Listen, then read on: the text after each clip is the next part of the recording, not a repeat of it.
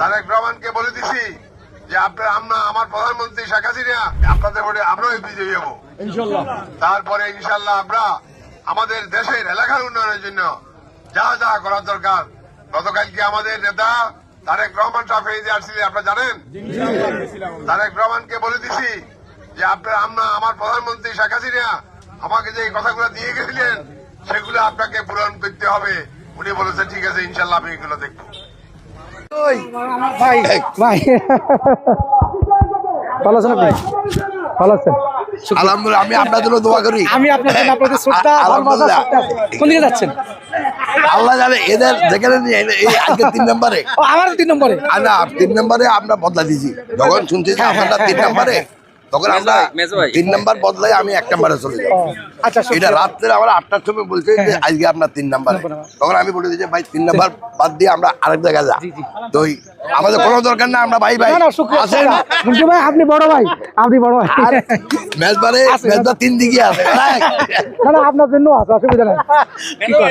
আমি ওই দিন তো বললাম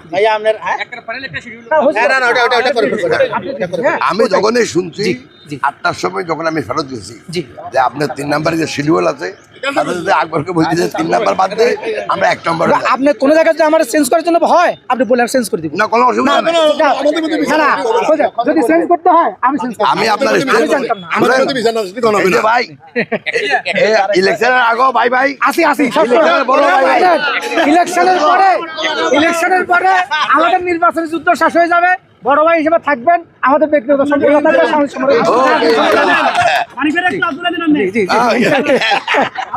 আরে মালিক ভাই শুক্রিয়া, আপনি যে করে আমার বলবেন আমি চেঞ্জ করবো।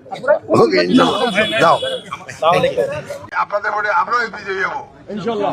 তারপরে ইনশাল্লাহ আমরা আমাদের দেশের এলাকার উন্নয়নের জন্য যা যা করার দরকার, গতকালকে আমাদের নেতা তারেক রহমান সাহেব আসছিলেন, আপনারা জানেন। তারেক রহমানকে বলে দিছি যে আমরা আমার প্রধানমন্ত্রী শেখ হাসিনা আমাকে যে কথাগুলো দিয়ে গেছিলেন সেগুলো আপনাকে পূরণ করতে হবে। উনি বলেছেন ঠিক আছে ইনশাল্লাহ আমি এগুলো দেখবো।